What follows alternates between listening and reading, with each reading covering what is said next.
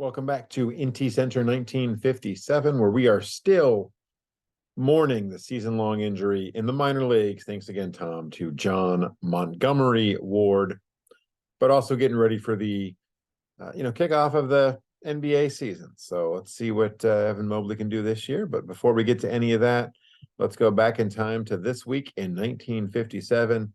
And we're going to start with the Amazings, who are entering the seventh inning up 2-1 on the Family Madrigal, thanks to a 9-run inning that's headlined by a 3-run homer from Ty Cobb and a 2-run homer from the pinch-hitting John Beckwith. They exit that inning with an 11-1 lead. They go on to win that one by a score of 11-4. The Bandwagoners and the Enhancers were tied at 2 going into the seventh, but Carl Yastrzemski and Larry Walker went back-to-back on a total of 3 pitches to lead off the bottom of the inning. Billy Wagner gets a 6-out save, and that gives the Enhancers the 4-2 win. Let's Play 2 was able to keep their faint playoff hopes alive. They used 8 strong innings from Roger Clemens, who gave up 1 run on 3 hits to keep the Bandwagoners at bay. The Demonbags thought they would use a leadoff double from Cleveland's own, a walk, and a single to load the bases in the bottom of the ninth with nobody out against Trevor Hoffman. But again, this team's offense is basically a giant wet fart as a mascot. They get 1 run in with that bases loaded, nobody out, and they lose by a final score of 6-2. The Gales in November couldn't hold on to an early 2-0 lead with Ted Williams' RBI pinch hit signal in the 7th, tying the game at 2, and we would need extra innings in this one. And in the 10th, a Ross Barnes RBI triple not only sparked a 2-run inning for a shack of their own and got them a 4-2 win, it also proved beyond a shadow of a doubt that Ross Barnes is the kind of player worth getting into Instagram arguments about over the greatest second baseman of all time. Just take my word for it. Hey, how about this? It was opposite day for the Pilots as they were on the losing side of a dominant pitching performance. Red Faber was standing by, and he tossed a gem. A complete game shutout, allowing just 5 hits and striking out 6.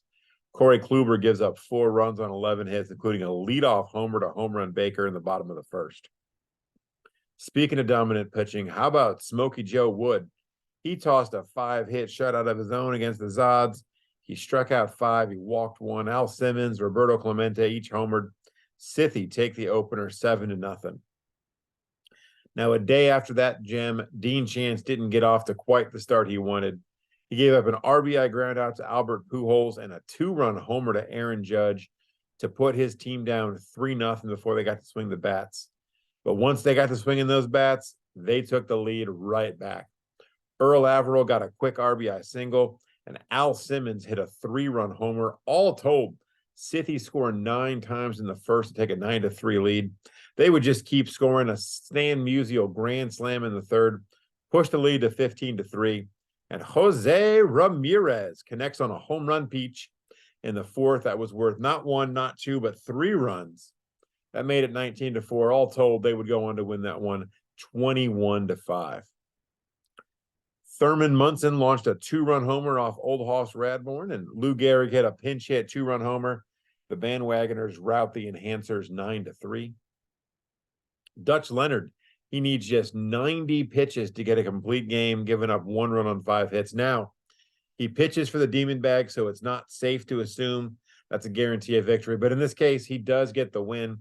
A solo homer from Cleveland's own in the 8th gave Dutch a little breathing room. That made it a 3-0 lead. The Demonbags go on to win it 4-1. A shack of their own looked to rally against Gales of November once again with a Ross Barnes pinch hit RBI single, sparking Instagram wars everywhere. That came in the top of the 8th, and it shrunk the lead to 4-3. But the Gales come back in the bottom of the inning. They get a sac fly from Elmer Flick and an RBI single from Cal Ripken Jr. That extends their lead, and they win this one 6-3. Nimble Seattle Pilots scored 3 in the second and 3 in the third, and they never looked back against Game of Throws. Edgar Martinez had a pair of ribbies. Julio Rodriguez knocked in 3, and the Pilots cruised to a 9-3 victory. And Amazings and Madrigal got rained out, which means we'll start the final day by covering a doubleheader. And the opener in that one was just simply a wild affair. We're going to pick up the action in the 8th inning. Top of the inning, Hugh Duffy and Tris Speaker open the inning with doubles. With 1 out, John Anderson grounds out to score Speaker. That's going to put Madrigal on top 3-2. But in the bottom of the inning, Amazings would get singles from Joe Morgan and Wade Boggs. That puts runners on the corner with nobody out. A 1-out ground out for Minnie Minoso. I think the one in its prime, but who knows? It might be the ancient one at this point in time. That ties it up at 3. Lou Boudreau and Joe DiMaggio would lead off the 9th with singles, and a bunt from Buddy Rosar would move them each up a base. But a Hugh Duffy fly out, followed by an intentional walk to Speaker and a ground out from King Kelly, would end that inning. In the bottom of the 9th, Jimmy Fox gets a pinch hit 2-out single. He's replaced on the bases by Wee Willie Keeler. Keeler steals second. Madrigal intentionally walks Brothers. Joe Morgan gets an unintentional walk that loads the bases. And Wade Boggs strokes a single for a walk-off. 4-3 winner in the opening game for Amazings. Now, Amazings also got off to a great start in the second game of that doubleheader. An RBI single from Boggs in the first gives them an early 1-0 lead. That, however, was the only run given up by Booker McDaniel on the day. Sucker! He tosses a complete game. He gives up 8 hits. Joe DiMaggio homers. Speaker, Kelly, and Joyce each collect 2 hits, and Madrigal win to split the doubleheader. The final score of that one, 5-1. Hey, if you're looking for some drama, though, look no further than the rubber match between Performance Enhancers and the Bandwagoners. The Enhancers were down 5-2 in the 9th and down to their final out. But Todd Helton connected on a 3-run homer off Eric Gagne. That was on Gagne's first pitch of the game. We were off to extra innings from there, and we would stay tied at 5 all the way until the 12th inning. That's when a 1-out double from Robin Yount was followed by a ground out to move them to third, and a 2-out walk-off single from Hack Wilson. I hear that guy knows a thing or two about driving in runs. That'll end it, and the Enhancers win it 6-5.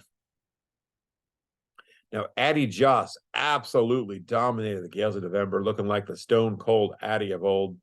His 3-hit shutout saw him hand a hard luck loss to Christy Mathewson, who gave up 3 runs on 3 hits. Adrian Beltre hit a 2-run homer off Pete Alexander in the second inning, but that was all Grover would give up. His teammates rallied behind him, a 5-run third power Sithi to a 7-2 win. They get the much-needed sweep of the reeling Zodiac Guardians to keep their playoff chances going. Now, I'm not sure which one of these final 2 stories is the most surprising. We'll start with this one. A rare bad start from Pedro Martinez. Pedro gives up 6 runs on 9 hits in just 6 2/3 innings. The Stone Temple Seattle Pilots dropped their finale against Game of Thrones. The big damage was done by Amazing's favorite catcher, Chris Hoiles. He had a homer and 2 doubles in that 7-3 win. And then the other really surprising story, that's the Bats coming alive for the Demonbags in their rubber match against Let's Play 2. They rattle off 15 hits. 4 of those hits are doubles. 2 of those doubles belong to who else? Cleveland's own. They score 12 runs. That's more than enough to back Sandy Koufax. Might be all he sees all month is 12. But the Demonbags do win that one. And that's going to do it for us this time on IntyCenter. We will catch you next time for another whip around. Fidus.